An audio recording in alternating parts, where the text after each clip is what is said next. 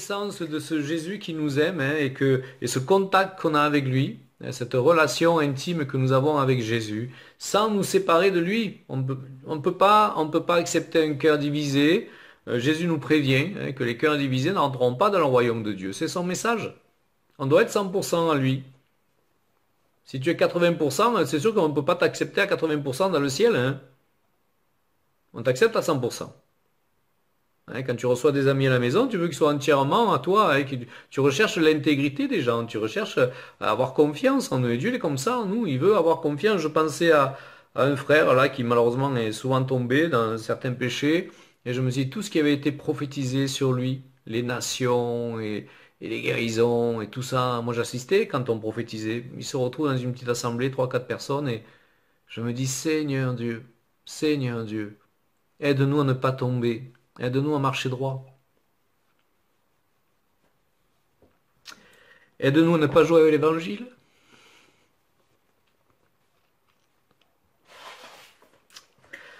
Alors on doit aimer Jésus plus que tout.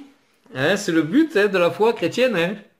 On doit aimer Jésus plus que tout. Pourquoi au ciel il y aura plus de division? Parce que tu n'y rentres que parce que tu as décidé sur terre d'y rentrer et de le suivre plus que tout. C'est pour ça que la chute n'est plus possible une fois qu'on sera au ciel. Parce que tous ceux qui seront là auront accepté de suivre Jésus au-dessus de tout. Il n'y aura plus de division dans nos cœurs. Donc faisons tout pour y aller et y demeurer. N'ayons pas peur de l'avenir. Restons confiants. Et puis même si la pire des choses devrait nous arriver, pour le Seigneur, c'est une bonne chose. Que nous soyons auprès de lui, et si l'on meurt avec le nom de Jésus sur la bouche, en étant paisible, sans avoir exercé de la violence, bien sûr, et comme certaines religions, eh bien nous aurons gagné la bataille. Nous aurons gagné la bataille. Donc bien sûr, on va pas le provoquer, on va pas. Il y a passé une époque, il y a des gens qui se mettaient devant les mosquées dans les pays arabes et qui proclamaient à la sortie des mosquées Jésus est le Seigneur. Bon, bien sûr, ils se faisaient tuer. Mais est-ce que Dieu nous demande de faire ça? Est-ce que c'est le bon moyen? Je sais pas, je pense pas. C'est par l'amour, je crois, parfois qu'on arrive à convaincre par qui on est. Mais en tout cas, c'est sûr on doit obligatoirement être un avec Jésus-Christ. Et notre pensée doit être ses pensées. Et réaligner, souvent là, le combat est dans les pensées, on doit réaligner notre vie, notre pensée. Si on réaligne nos pensées, automatiquement on les réaligne avec le Seigneur Jésus, automatiquement c'est plus facile pour nous de marcher dans l'intégrité. Mais si tu te laisses absorber par les pensées, si tu entretiens une petite pensée, c'est comme quelque chose que tu plantes, tu sais que tu peux couper l'herbe, tu es sûr que la prochaine pluie, au prochain rayon de soleil, ça repousse. C'est la racine qu'il faut couper. C'est la racine qu'il faut couper. Pour ne plus que ça germe. Alors j'aimerais parler un peu de l'Église aujourd'hui et ce qui fait le ciment de l'Église. Alors on va dire ouais on le sait, mais bon, je crois qu'on est tous tombés dans les travers des fois. En tout cas c'est sûr qu'on doit revenir vraiment dans ce qui est l'Église, dans ce que Dieu veut, dans un appel réel. Et on peut avoir plein de dons. La prophétie, tu peux avoir des visions, des songes, tu peux avoir la puissance pour guérir, pour délivrer, tu peux avoir toutes ces choses-là. Mais alors que manque-t-il pour que l'Église soit vraie? Que manque-t-il? Ben, il manque un ciment sur lequel tout édifice spirituel s'appuie, c'est l'amour. Si tu peux pratiquer toutes ces choses-là, mais si tu n'as pas l'amour, c'est comme si tu es dans un processus de faire, d'agir. Tu fais ton truc et tu t'en vas. Mais il n'y a pas cet amour qui est le ciment de tout. Pourquoi est-ce que tu guéris? Pourquoi est-ce que tu pries pour les gens? Pourquoi est-ce que tu passes? Est-ce que tu es en train de construire quelque chose toujours autour de ton nombril? Combien on a de témoignages comme ça de gens qui sont montés au ciel et le Seigneur a dit non mais tout ce que tu as fait, tu l'as fait pour les hommes. Et pourtant des hommes avaient des dons extraordinaires de guérison. Parce qu'il n'y avait pas l'amour de Jésus. Mais l'amour des hommes était encore là. Bien ancré dans leur nombril. On a tous une idole, je disais un jour dans une église, on a tous une idole, on la transporte tous en nous, ça s'appelle le nombril. Alors au lieu de regarder ton nombril, là, lève les yeux au ciel, regarde à Jésus, et petit à petit ton nombril va disparaître, et tu ne verras que Jésus. Et tout ce que tu feras, tu ne le feras sans aucun intérêt, mais pour Jésus-Christ. Il nous faut abandonner tout ce qui nous ramène à nous. Alors la Bible nous dit que tout cessera. Il ne restera que l'amour. Et quand tu vas arriver là-haut, hein, il n'y aura pas un compteur qui va tourner. Oui, j'ai chassé autant de démons, j'ai prié pour autant de malades, j'ai prophétisé tant de fois. Et le compteur, non. Comment est-ce que tu as aimé? Et donc, comment est ton cœur en fait? Comment est ton cœur et pour qui est-ce que tu le fais? Tu le fais pour toi, pour la reconnaissance? Tu le fais pour toi parce que, eh ben, écoute, tu vas avoir ta petite place dans le monde évangélique, hein? Ou est-ce que tu le fais pour le royaume? Est-ce que tu le fais pour les royaumes? Et quand il n'y a pas l'amour, et donc ce qui est construit dans l'église n'est pas sain. Et donc on arrive à des clans, à des sectes, hein, à ceux qu'on rejette, à ceux qu'on discrimine, à ceux que, ma foi, eux, ce sont ce sont ceux qui, ils ont aucun don, ils ne font rien. Hein, voilà. Nous, on est meilleurs, on est plus spirituels parce qu'on pratique un don. Est-ce que c'est ce que la Bible dit? Jésus dit même que partez de là, moi je vous ai jamais connu, quoi. On dit, wow, et pourtant, ils annoncent le nom de Jésus, mais c'est le nom de Jésus qui est en action, le bénéfice de la croix, mais ce n'est pas ton cœur. Et donc c'est pour ça qu'on voit certaines églises qui arrivent à avoir des résultats parce qu'ils emploient le nom de Jésus. Mais le cœur n'y est pas. Parce qu'à côté de ça, il peut y avoir des intérêts autres que ceux du royaume. Alors, hein, on me dit, ah non, mais moi, j'ai pas le regard hautain, hein, je fais ci, je fais là, mais il y a un orgueil qui peut être parfois très caché, bien enfoui, dans nos cœurs, sans qu'on s'en aperçoive. Et donc, on n'a pas le regard hautain, hein, mais on a le cœur hautain. Et quelque part, bien sûr, on joue au humble, hein, on peut jouer au humble, hein, à ceux qui, non, mais moi, tu comprends, je suis spirituel. Mais ton cœur, dans quel état est-ce qu'il est? Et ça, c'est Jésus qui le sait. Et donc, quelque part, quand tu aimes pas, tu haïs. Et l'indifférence, c'est aussi de la haine. Tu peux tuer quelqu'un par indifférence. C'est une arme aussi, l'indifférence. Donc, quand tu n'aimes pas, quand tu mets à part, quand tu as ton petit clan, hein, quand tu fais ta petite secte à l'intérieur de l'église, hein, aussi, hein, tu as ce cœur qui est partagé et divisé. Et Proverbe 10-12 dit, la haine excite des querelles, mais l'amour couvre toutes les fautes. Et combien il nous faut être patient? Combien il nous faut être patient parfois, hein, quand tu es dans l'église, parce qu'on ne choisit pas ceux qu'on côtoie, c'est une famille, hein, et comme dans ta famille naturelle, tu as des frères et des sœurs avec qui tu se s'entends très bien, d'autres c'est un peu plus dur. Dans la famille spirituelle, c'est pareil aussi. Et on apprend dans l'amour. J'espère être transformé, vous imaginez, j'arrive aussi avec mon caractère d'aujourd'hui. Il y en a qui vont me fuir. Hein. Donc, j'espère être transformé entre ici et le fait de monter là-haut. Hein. On attend cette transformation. Hein. Et donc, toute entreprise qui s'élève sans l'amour de Jésus au sein de l'Église est vouée à l'échec. Même si elle paraît juste et venant de Dieu. Tu as reçu un don, ok, mais comment est-ce que tu l'exerces? Est-ce que tu es une machine à dire des prophéties, une machine à chasser les démons, une machine à faire des miracles, ou est-ce que tu l'exerces avec amour, tu as compassion, hein, tu vois la personne souffrir et malgré, non, mais ça je renonce encore à ça aujourd'hui pour aller vers cette personne parce que je vois bien que les souffrances dans lesquelles elle est exposée, et c'est pour ça que parfois hein, nous passons par la souffrance. Je pense que si aujourd'hui je chasse des démons, c'est parce que pendant des mois, j'ai été harcelé par le diable qui est rentré dans ma chambre, les démons qui rentraient dans ma chambre pour me harceler, et j'avais aucun répit. Et je ne savais pas comment me libérer de cela. Donc je comprends les gens qui m'appellent et qui me disent, voilà, il se passe ça dans ma vie. Mais je comprends la souffrance, hein, le rejet, la mise à l'écart. Hein, tout le monde dit, mais il est fou, c'est n'importe quoi, laissons-le, quoi. Hein, mais je comprends ce que les personnes hein, qui ont aucune écoute, même dans leur église, hein, qui n'ont aucune écoute parce que les gens ne comprennent pas ce que cette personne vive. Alors comme je disais, hein, on peut avoir parfois... se lancer hein, dans une entreprise qui n'est pas de Dieu. Pourtant, elle paraît très spirituelle. Et on veut apporter à Dieu les solutions. Hein, on n'attend pas sa parole, on n'attend pas le moment venu, on n'attend pas ce changement de cœur que Dieu a pour nous. Hein, et donc on se lance. Il y en a eu d'autres dans la Bible. Hein, je crois que c'est depuis l'humanité que l'homme fait ça, depuis qu'il entend la voix de Dieu. Alors on peut mettre dans le lot hein, Abraham, avec Sarai, hein, avec Sarah. Ils ont attendu 11 ans la promesse de Dieu de cet enfant qui devait venir et qui n'est pas venu. Alors vous connaissez l'histoire. Hein. Et donc Abraham va vers Agar sous les conseils de sa femme. Et donc ça donne Ismaël.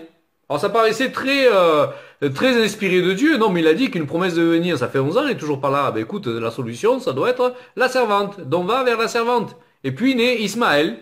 avec tous les problèmes et les conflits que ça génère encore de nos jours.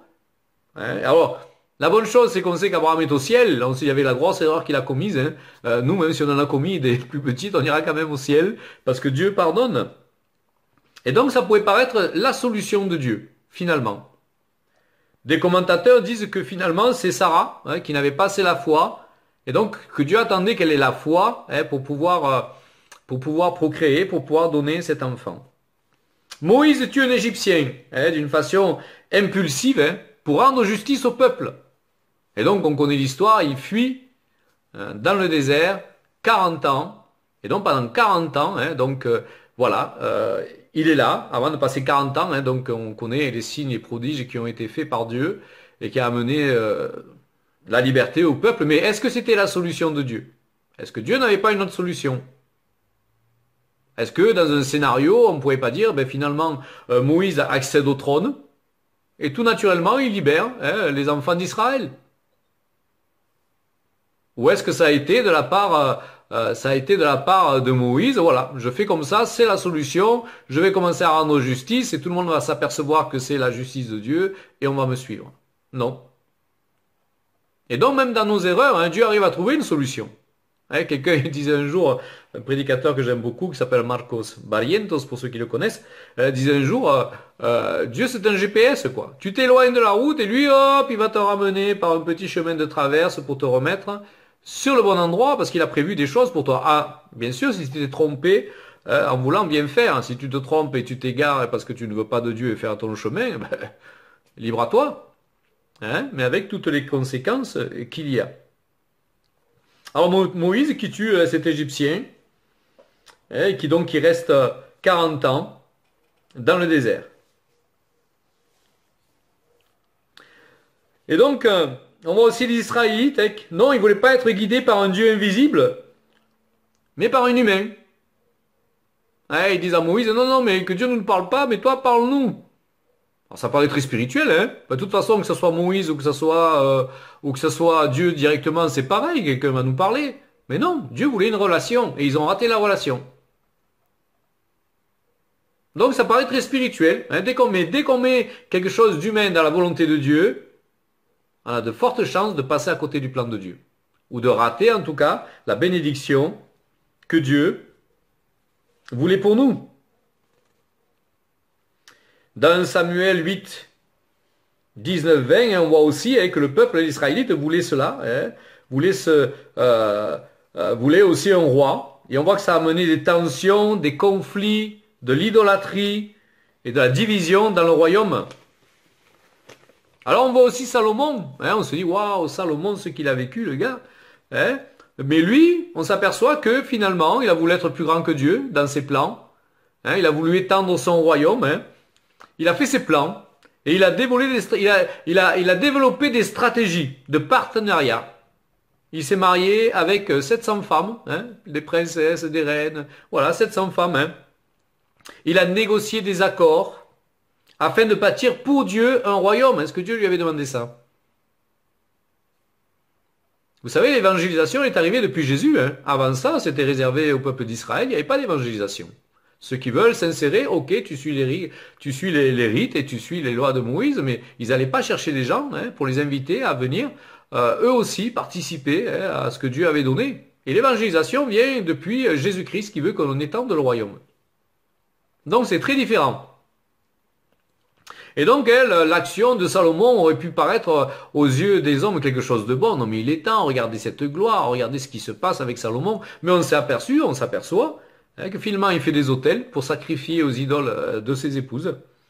Non seulement cela, mais il fait peser un joug de fer sur Israël. On le voit dans 1 Roi 11, du verset 1 à 8, où c'est devenu vraiment quelque chose de terrifiant. Même le Salomon n'est plus ce Salomon où on a porté la gloire des nations sur le royaume d'Israël, mais c'est lui qui a imposé cela parce que son cœur était détourné. Humainement, on aurait pu penser que ces stratégies sont bonnes. Il assure la paix à travers des alliances, comme ça se fait aujourd'hui, de nos jours, dans le monde politique dans lequel nous vivons. Mais Dieu, lui, il voulait être le roi d'Israël et c'est lui qui a porté la paix dans les batailles et qui a assuré la paix dans le pays quand on suivait ses règles et ses lois, et comme il ne suivait plus les règles et les lois, donc il imposait la paix par, en fait, par ses alliances personnelles avec ses femmes. Pareil pour Saül, hein, ils veulent pas un dieu, hein, ils veulent un roi visible qui donne des ordres. On dit oui, mais ils prendront tes enfants pour aller à la guerre. Non, non, ça fait rien. Nous, on veut un dieu, on veut être comme les nations. Et souvent, hein, dans le monde chrétien, c'est comme ça. On veut être comme dans les nations. On va mettre en place, hein, qui c'est qui décide? Ben, on fait des réunions, on vote à main levée. Mais c'est pas comme ça que ça marche le royaume de Dieu. Tiens, le pasteur cette année, ça sera lui. Mais c'est comme ça que ça fonctionne. Ou est-ce que c'est hein, une onction que Dieu donne, hein, ou de par ce que tu vis, de par ce que Dieu te fait vivre, hein, est-ce qu'on voit? Ben non, mais lui, c'est l'élu, c'est celui que Dieu a choisi. Pourquoi lui plus qu'un autre, on ne sait pas. Hein, moi, je ne saurais jamais pourquoi Dieu m'a voulu pasteur, mais en tout cas, voilà. Mais en tout cas, c'est Dieu qui décide. Et dès que l'homme va essayer de rentrer dans l'Église et d'apporter sa connaissance humaine, on va dire industrielle, selon sa culture, il y a quelque chose qui va se déformer dans l'Église. C'est pour ça qu'il nous faut une Église qui prie, une Église qui écoute la voix de Dieu, le conseil de Dieu, et qui marche en sainteté. On peut parler de Jonas aussi, hein. Certainement que quand il a été prophète, on n'a que cette petite histoire-là. Hein. Ça devait être à l'époque, je pense, quelque chose de qui glorifie l'homme peut-être, hein, si ton cœur n'était pas droit. Ah, un homme de Dieu là-bas, on va demander conseil à l'homme de Dieu. Hein. Oui, pour écouter la voix de Dieu, mais quand ça m'arrange. Est-ce qu'on fait pas pareil dans l'église? On fait nos petits programmes. Hein, voilà. Est-ce que je fais ça ou pas? Ouais, ça fait bien, ça fait partie du programme. Moi, des fois, je me morfonds hein, quand je vois sur Internet, ça m'arrive, je regarde pas parce que je veux même pas regarder quoi. Mais les trucs, c'est l'église business quoi. C'est l'église business. C'est le show. Le message, il dure 1h30. Si tu fais un raccourci, il durerait 20 minutes, quoi. Si tu dis les choses importantes. Mais c'est de l'apparat. C'est de l'apparat. Donc, est-ce qu'on est comme ce Jonas aussi, hein? Alors, il accepte d'être prophète, mais à sa façon. Moi, je pense que si aujourd'hui, en fait, on vivrait ce que doivent vivre les prophètes à l'époque, hein, je pense qu'il y a beaucoup qui diraient, ouais, je veux plus être prophète, hein, c'est fini. Hein, toutes les souffrances qu'ils ont passées, les persécutions, les lapidations. Hein, nous, c'est la belle place. Hein. Waouh, il a le don prophétique. Allons le consulter. Hein. Judas qui livre Jésus. Ah, mais s'apercevront bien dans un procès que c'est le Fils de Dieu. Livrons-le.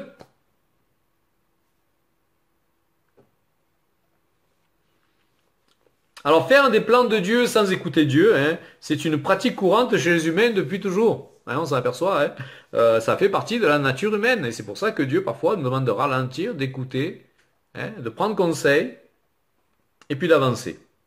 Alors il y a un commentateur même de télévision un jour qui s'est lancé, à une télévision chrétienne, à dire oui mais un centenier romain passait par là, il vit Jésus faire des miracles. Oh, il chassait des démons, il faisait des miracles, c'était incroyable. Alors il s'est dit mais cet homme a besoin d'aide et de conseils. Donc il fait arrêter Jésus, il l'amène à Rome. Et il se disait, donc, dans le fait de l'amener à Rome, donc en public, il pourra exercer devant des milliers de personnes. Et tous le reconnaîtront, et tous verront en fait de quoi il est habité et qu'il est vraiment le Fils de Dieu. Ça aurait pu être un conseil qu'on aurait dit sage, au lieu de se promener dans des déserts avec des gens en haillons. Hein, on a l'impression que finalement, il n'y a pas de plan. Un coup, ils sont là, ils partent ici, ils restent 3 jours là, ils restent une semaine ici. Amenons-le là où il pourra vraiment être considéré tel qu'il doit être. C'est encore quelque chose de bien humain. C'est encore quelque chose de bien humain qui est là. Ésaïe 55, versets 8 et 9 dit, Ésaïe 55, versets 8 et 9, « Car mes pensées ne sont pas vos pensées, et vos voix ne sont pas mes voix, dit l'Éternel. Autant les cieux sont élevés au-dessus de la terre, autant mes voix sont élevées au-dessus de vos voix, et mes pensées au-dessus de vos pensées. » Alors, en 2 lignes là, il y a marqué 4 fois pensée et 4 fois voix. À l'époque, quand je faisais la rédaction à l'école, si j'aurais fait ça, on m'a mis un 0, trop de répétitions. Tu n'as pas compris la langue. Hein. Apparemment, c'est quelque chose sur lequel Dieu insiste. Il y a un message qui veut nous faire passer là-dedans. Hein. Parfois, c'est les coups de maillet. Hein. Ça rentre pas comme ça, mais c'est d'autres comme ça rentre comme ça. Mais le Seigneur nous dit que c'est à lui l'autorité. L'Église appartient à Jésus. Elle appartient pas au pasteur, à n'importe quel ministère, à ceux qui payent le loyer du bâtiment. Elle appartient à Jésus. C'est pas un club de bienséance ou de bienveillance ou un truc humanisme. Ça appartient à Jésus, il fait ce qu'il veut. Qu'on le veuille ou pas. Que ça nous arrange ou pas. Et si tu n'aimes pas l'Église, tu vas ailleurs. Jésus est clair, hein. Tu n'es pas là pour faire ta loi. Si tu veux faire ta loi, tu vas dans un club. Et tu te fais voter au bureau du club. Mais c'est pas le cas, l'Église de Jésus, c'est pas ça. Et donc, on peut parler aussi du prophète Jérémie. Hein. Euh,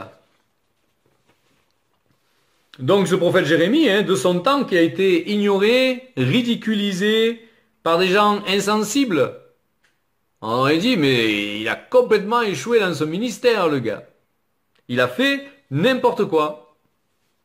On peut parler aussi d'Amos, hein. Si la réussite consiste à avoir beaucoup de monde et à être suivi par beaucoup de gens, eh ben Amos aussi, il a loupé sur le but. On pourrait dire humainement, dans notre conception humaine. Parce qu'il est parti de chez lui, en fait. Il est allé dans un endroit pour prêcher le royaume d'Israël au nord. Là, on ne voulait pas de Dieu. Et donc, il a passé sa vie là-bas, en sachant que les gens ne l'écouteraient pas. On pourrait dire, mais il a échoué dans son ministère.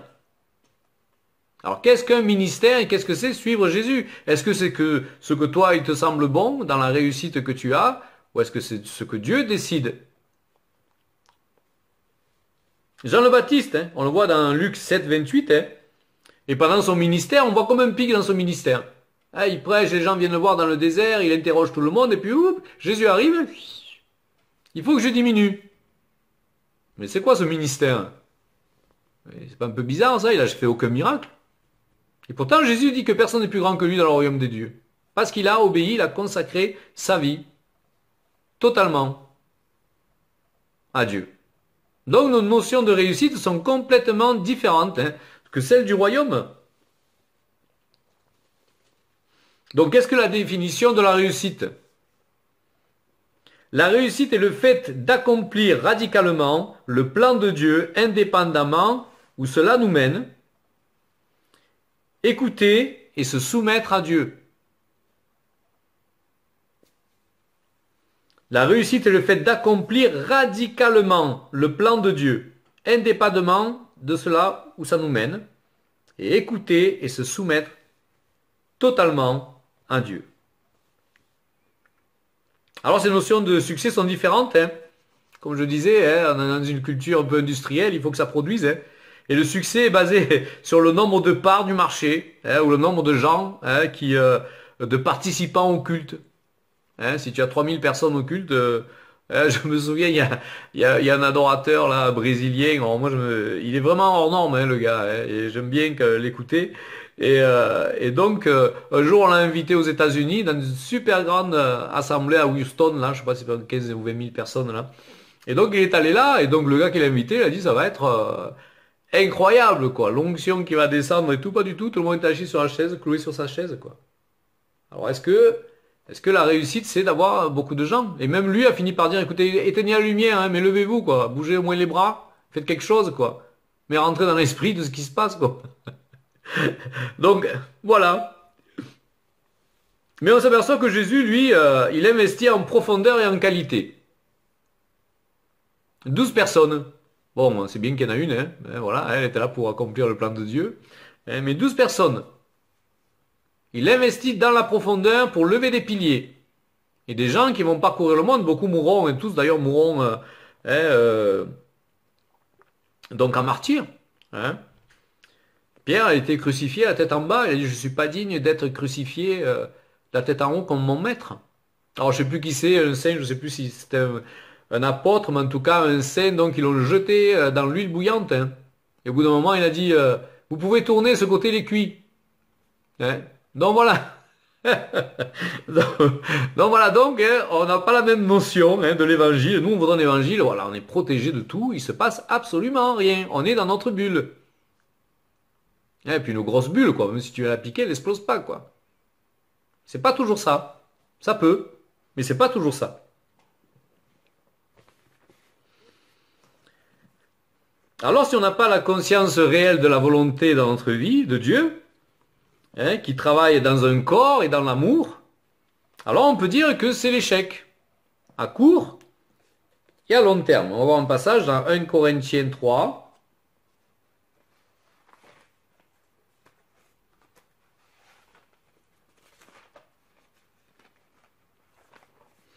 1 Corinthiens 3, versets 11 à 13. Car personne ne peut poser un autre fondement que celui qui a été posé, savoir Jésus-Christ. Or, si quelqu'un bâtit sur ce fondement avec de l'or, de l'argent, des pierres précieuses, du bois, du foin, du chaume, l'œuvre de chacun sera manifestée, car le jour la fera connaître, parce qu'elle se révélera dans le feu, et le feu éprouvera ce qu'est l'œuvre de chacun. Donc, si tu ne fondes pas dans l'amour, un coup de vent, hein, c'est un peu la cabane des trois petits cochons, hein. Il n'y a pas grand-chose qui a tenu, hein. Je me rappelle ce prophète qui était allé au ciel et il arrive donc, il voit un petit point loin, c'est le trône de Jésus. Et là, il est étonné, à côté de lui, il y a un gars, il a allumé des réveils en France. Il dit, mais qu'est-ce que tu fais là? Tu devrais être là-bas, auprès de Jésus. Et, et donc il dit, non, je suis là parce que j'ai pas levé de leader après moi. Et après moi, le mouvement, hein, de l'esprit que j'avais lancé, ben, il est mort. C'était pas fondé sur l'amour. C'était devenu une grosse machine, hein. Et souvent on s'aperçoit, hein, que les grosses machines, hein, ne tiennent pas dans le temps. Ne tiennent pas dans le temps.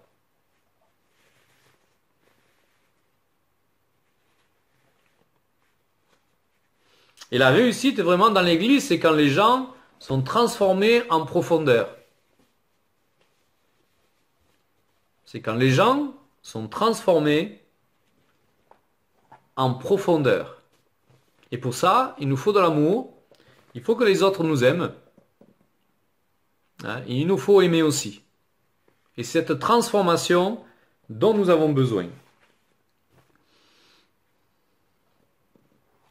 Apprendre à obéir à la parole. Et je dirais même Jésus a appris à obéir. Moi, ça me choque toujours ça. Hein. Sans péché, fils de Dieu. Il a appris à obéir. Moi, je comprends toujours pas. Hein. C'est marqué, je le crois, mais je me dis, waouh. On voit ça dans Hébreux, verset 5, chapitre 5, pardon, versets 7 à 8. Car lui qui dans les jours de sa chair a présenté avec de grands cris et avec larmes des prières et des supplications à celui qui pouvait le sauver de la mort, et il a été exaucé à cause de sa piété.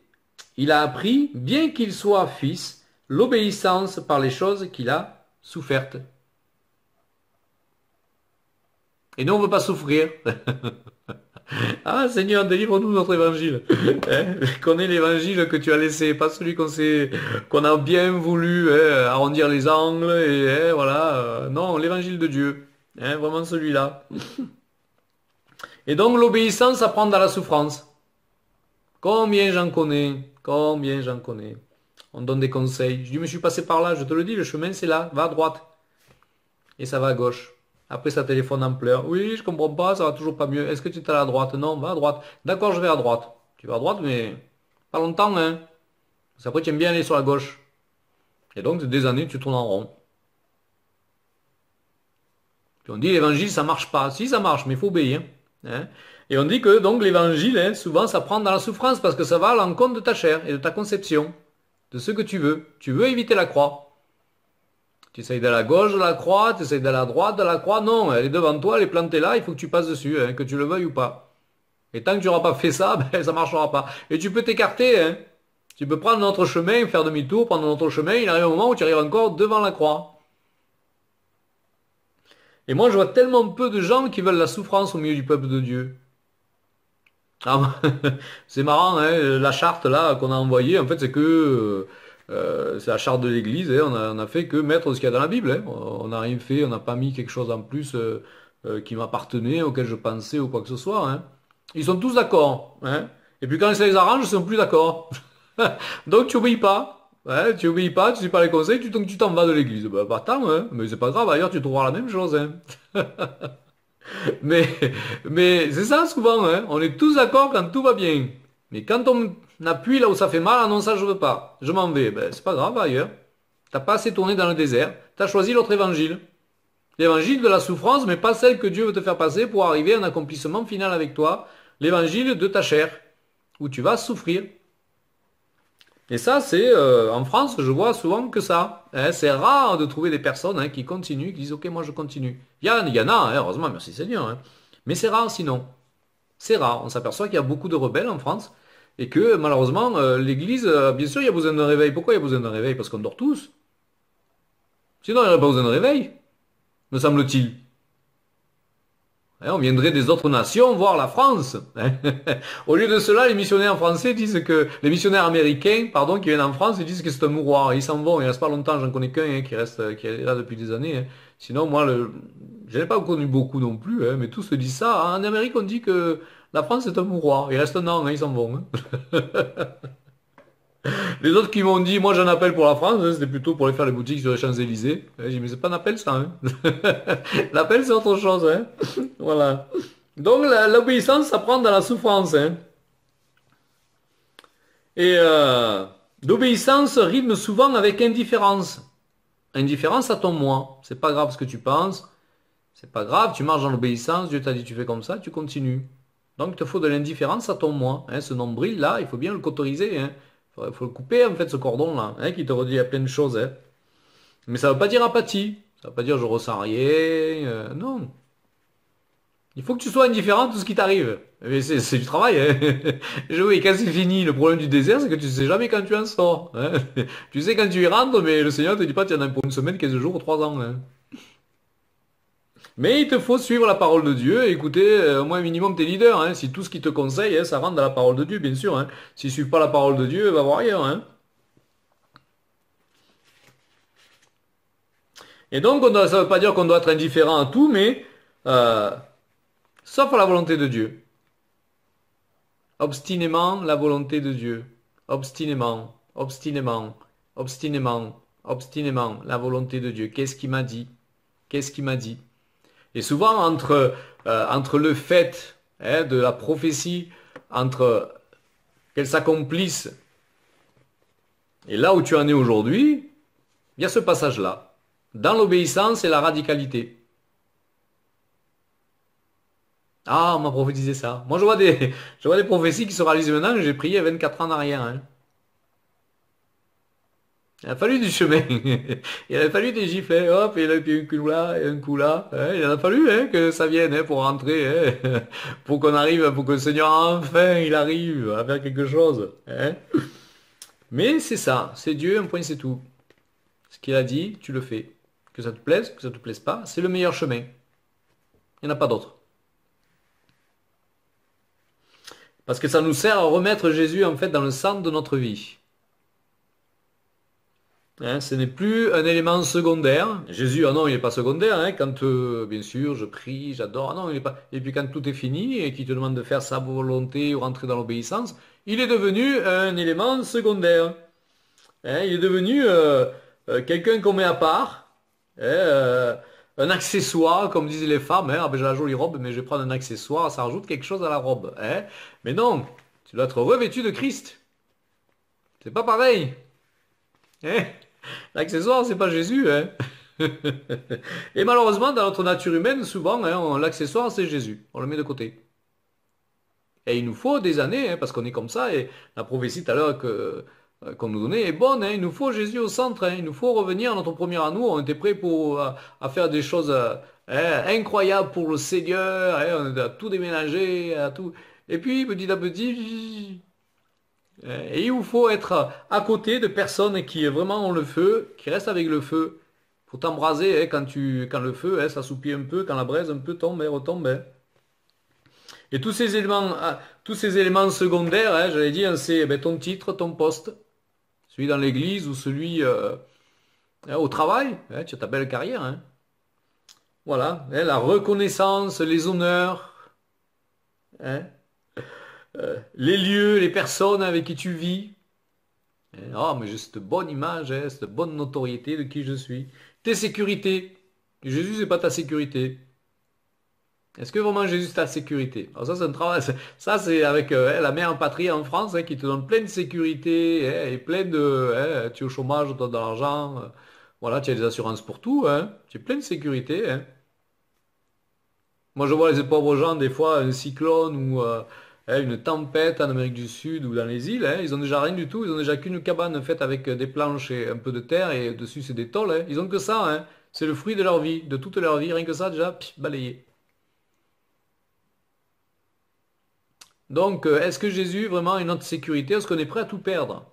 Ça, c'est la vraie, ça, c'est la vraie question. Est-ce qu'on est prêt à tout perdre? Est-ce qu'on est prêt vraiment à... Est-ce qu'on est indifférent à tout ce qui peut nous arriver, sauf à la volonté de Dieu? Moi, j'ai un frère là qui est dans le ministère apostolique, pas depuis longtemps, il est jeune, il doit avoir à peine 30 ans. Mais je l'écoute quand il parle. Tu sais pourquoi je l'écoute? Parce qu'il a souffert pour l'évangile. Il a souffert quelque chose d'atroce pour l'évangile. Ça met du poids à sa vie. Ça met du poids à son ministère. Un titre, tu peux l'avoir. Moi, j'ai plein de titres. Je suis allé à l'école biblique, là, j'ai plein de titres. Qu'est-ce que ça fait? Tu crois que tu vas aller au ciel avec tes titres? C'est du papier, Ça brûle, Mais ta vie avec le Seigneur. Ça, c'est le plus important. Et moi, ce frère, je dis, waouh. Tout ce qu'il a vécu, j'ai suivi un peu tout ce qu'il a vécu, je dis, waouh. Maintenant, c'est quelqu'un de poids. C'est quelqu'un de poids. Parce qu'il a souffert pour l'évangile. Alors, nos bonnes intentions spirituelles, elles sont vacillantes. Il faut suivre le Seigneur et sa conception de l'Église, et pas celle que le monde, on va dire, le monde qui est rentré dans l'Église. Moi, une fois, j'étais choqué, je vais dans une église, ils avaient mis des spots de partout. C'était, si les païens viennent et se convertissent, il faut qu'ils se sentent comme dans le monde, quoi. Donc, avec la musique et les spots qui... Mais il n'y a pas assez d'onction pour ça? Il n'y a pas assez de puissance de Dieu pour sentir la présence de Dieu. Il faut qu'il y ait un peu tous les accessoires du monde pour qu'ils se sentent bien. Mais quel genre d'évangile on est en train de présenter? Moi, je suis étonné. Je suis choqué. Peut-être je suis peut-être vieux, je sais pas. Mais moi, l'évangile que je connais, Jésus, il avait pas le groupe électrogène derrière lui, avec les bidons d'essence pour mettre des spots pour attirer les gens. Jean le Baptiste non plus. La présence et la gloire de Dieu suffisaient. Et ceux qui avaient soif de vérité venaient. C'est ça qui est merveilleux. Alors, ce qu'on commence dans la chair, finalement, ça finit mal, spirituellement. Il faut faire ce que Dieu demande de faire. Avec la construction, je le rappelle, de l'amour et laisser sa place à chacun. Comme je le disais au début, qu'il n'y ait pas de secte à l'intérieur même de l'Église, qu'il n'y ait pas de clan à l'intérieur même de l'Église. On se dit plus spirituel que les autres parce qu'on pratique des dons, mais c'est pas ça qu'on sera mesuré. C'est ton cœur et ton amour. C'est ton cœur et ton amour pour les autres qui comptent. Et l'amour, c'est l'acceptation inconditionnelle de l'autre.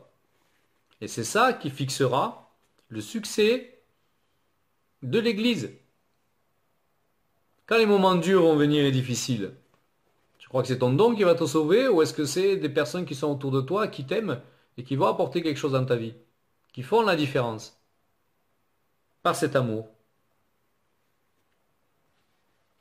Et donc accompagner l'autre avec patience et persévérance et compréhension. C'est pas du jour au lendemain qu'on règle les problèmes. Dieu merci tous ceux qui ont pu me supporter. Dieu merci. Et moi je ne le voyais pas, je me semblais super bien. Et peut-être entre vous là, il y en a qui me supportent, je ne sais pas. Mais en tout cas merci si vous me supportez. Mais on a besoin de cet amour. On a besoin de cet amour et c'est le ciment de l'Église. Alors je voudrais finir par un poème, c'est pas moi qui l'ai écrit, peut-être un jour, mais là je ne suis pas là. Et qui retrace bien ce qu'est l'Église. Et la communion qu'on doit avoir les uns avec les autres. La patience dont on doit faire preuve. Alors voici ce que dit ce poème, c'est écrit par Judith Brom, je sais pas qui est-ce, mais j'ai trouvé que c'était très joli. Ce qui fait brûler un feu, c'est l'espace entre les bûches. Un espace de respiration. Trop d'une chose, même bonne, trop de bûches entassées et trop serrées peuvent éteindre les flammes, presque aussi sûrement qu'un seau d'eau. Préparer un feu demande de prêter attention aux espaces ouverts autant qu'aux bûches. Quand nous serons capables de construire un espace ouvert de la même manière que nous apprenons à empiler les bûches, alors nous comprendrons que c'est à la fois le combustible et l'absence de combustible qui rendent le feu possible. Nous devons juste poser une bûche légère de temps en temps. Un feu grandit simplement parce que l'espace est là. Je répète, hein. Le feu grandit simplement parce que l'espace est là. Avec des ouvertures dans lesquelles la flamme, qui sait juste comment elle veut brûler, peut trouver son chemin. Et est-ce que dans l'amour, on laisse l'espace à l'autre pour que lui aussi, un jour, hein, il brûle et que la flamme fasse son chemin dans son cœur et dans sa vie? Moi, j'habitais dans les Alpes, hein, quand j'étais plus jeune, là. Alors, au début, j'avais jamais chauffé avec du bois, hein, mais pour allumer un feu, mais ça me prenait 20 minutes. J'ai dit, mais comment ils font les gens pour incendier des forêts, quoi? J'arrive même pas à allumer un petit feu dans un poêle, quoi. Bon, maintenant, c'est plus pareil, mais il faut laisser l'espace. Cet espace, ça s'appelle l'amour. L'espace de l'autre, dans qui il est, dans ce qu'il fait. Alors, on ne peut pas, hein, il y en a qui sont appelés plus que d'autres à supporter, hein, des choses, hein. Mais est-ce qu'on laisse l'espace et est-ce qu'on aime la personne au point de sacrifier du temps pour elle, pour qu'un jour aussi elle puisse brûler? Ça, c'est la vraie question, hein. Et pour moi, la seule façon de voir la croissance d'une église, qui ne soit pas un leurre, qui ne soit pas un château de cartes, c'est l'amour. Et le respect de l'autre. La considération et le respect de l'autre. Alors, je ne vais pas me poser en amoureux inconditionnel, hein, comme celui qui a tout compris de l'amour et qui ferait tout, c'est pas vrai, hein. J'ai besoin d'apprendre dans l'amour encore, hein. J'ai besoin, j'ai mes limites, voilà, je suis un être humain.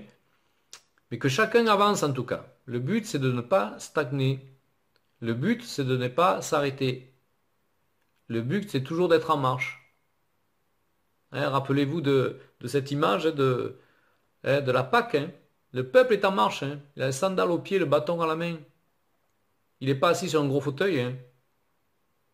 Le peuple est en marche et c'est comme ça que nous devons nous considérer, comme une armée en marche, mais dans l'amour. Sinon, nous n'avancerons pas. On n'aura pas compassion de celui qui tombe et qui veut se repentir, qui désire vraiment revenir à Dieu. Moi, j'aide les gens qui veulent revenir à Dieu. J'aime pas ceux qui ont tombé, qui restent dans le péché, ça ne m'intéresse pas. Je ne perds pas de temps, il y en a d'autres qui attendent. Hein, et je vois des progrès, je vois des changements. Et combien je suis heureux et satisfait quand je vois ces changements et quand je vois que la personne a grandi. Et que la présence de Dieu est revenue sur sa vie. C'est la meilleure façon, la plus belle des récompenses que je puisse avoir. Alors progressons dans l'amour. Hein, peut-être vous avez des pardons à vous donner, les uns, les autres. Peut-être vous avez besoin de réconciliation. Hein, de toute façon, si tu ne le fais pas, il y a des blocages dans ta vie. Dieu, il attend. Mais pourquoi ça ne marche pas quand je prie? Et puis il a pensé que tu vieilles l'autre là? Ah mais ça, non, ça c'est pas grave. L'évangile, c'est pas facile, hein. On a toujours cru que l'évangile, c'était pour les faibles. Mais pour aller à l'encontre de qui tu es, il ne faut pas être faible, il faut être fort. Hein, Dieu voit les choses différemment. Notre routine chrétienne, hein, où finalement tu avances, tu ne fais plus attention ni à gauche ni à droite, mais est-ce que Jésus, est-ce qu'on a vit encore ce premier amour? Est-ce qu'on vit encore ce premier amour, on voulait tout faire pour plaire à Jésus, hein, où on n'avait pas de limite, hein, ou est-ce qu'on est rentré dans une routine? Dieu n'est pas dans la routine, hein. Parfois il y est, mais souvent il te secoue, hein. Souvent il nous secoue, hein. Et ça fait du bien. Ça fait du bien. Ça fait le bon mélange. Rempli d'amour, de compassion, de puissance. Un évangile sans puissance, hein, c'est pas l'évangile de Dieu. Mais cette puissance, elle doit agir dans ton cœur. C'est pas qu'extérieur. Hein, c'est dans nos cœurs aussi. Alors peut-être il y a des réconciliations à faire, hein. Vous verrez ça hors d'antenne, hein. Vous pouvez vous appeler les uns les autres, hein. C'est facile à faire, mais c'est le seul chemin que nous donne le Seigneur, c'est l'amour. De pardonner, d'aimer. C'est le seul chemin. Le reste, c'est du superflu. Tu fais des miracles, tout ça, ok.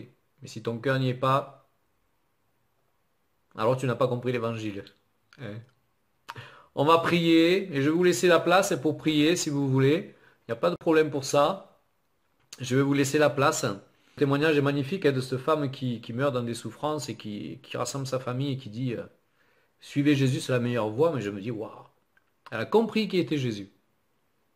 Elle a compris qui était Jésus. Est-ce qu'on a encore, nous, cette flamme ou est-ce qu'on a un petit bobo, on pleure et voilà, on abandonne Jésus, hein, on l'accuse, on veut plus de lui? Ou est-ce qu'il reste au centre? On va prier donc.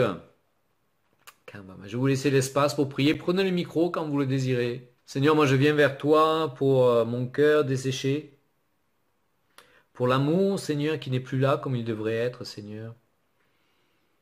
Pour, Seigneur, tous ces obstacles, toutes ces embûches, tout ce que j'ai pu empiler et mettre, Seigneur, devant mon cœur, comme un mur, Seigneur, pour empêcher que l'amour y vienne, Seigneur. Tous les désagréments, toutes les mauvaises surprises, tout ce que on est l'idéalisme qu'on avait dans l'Église, en pensant c'est que des personnes, personne ne me blessera, et pourtant eux aussi sont Seigneur en chemin, et eux aussi peuvent blesser. Et tout ce qu'on a forgé autour de nous pour ne plus souffrir, Papa. On a besoin de toi, et on a besoin, Seigneur, que tu renouvelles notre premier amour pour que l'amour, Seigneur, soit la racine de toutes les entreprises, Seigneur, que tu nous demandes de faire, pour que l'amour, Seigneur, soit ce fer de lance, Seigneur, cette pointe acérée que tu mets dans notre carquois pour toucher le but, pour avancer, Seigneur, là où tu nous demandes d'aller. Seigneur, vraiment, viens remodeler notre amour, viens remodeler notre cœur, qu'il soit un vase, Père, et que tout ce que nous puissions construire, Seigneur, en ton nom, dans nos vies personnelles, mais aussi, Seigneur, dans l'Église, par l'Église, soit, Seigneur, fait avec l'amour, bâti avec de l'or, pour que cela perdure, Seigneur, que nous puissions transmettre et voir du fruit, Père, et voir du fruit, Père, de génération en génération. Tu n'as pas donné un autre moyen, Seigneur, de perpétrer l'Évangile. Tu n'as pas donné un autre moyen, Seigneur, que de donner tout ce qu'on a reçu par l'amour, Père. Merci, Seigneur, de nous secouer. Merci, Seigneur, de faire des choses nouvelles. Merci, Seigneur, de nous rappeler à l'ordre si nous en avons besoin, de nous amener à la repentance, Seigneur, que nous marchions, Seigneur, dans les vérités, Seigneur, de ton évangile, Père. Non pas un évangile comme nous le sommes forgés, non pas un évangile, Seigneur, comme dans lequel nous avons dévié et dans lequel nous confortons, mais Seigneur, l'évangile tel que toi, tu nous l'as laissé, Père, avec Jésus au centre et au-dessus de tout. Merci, Père.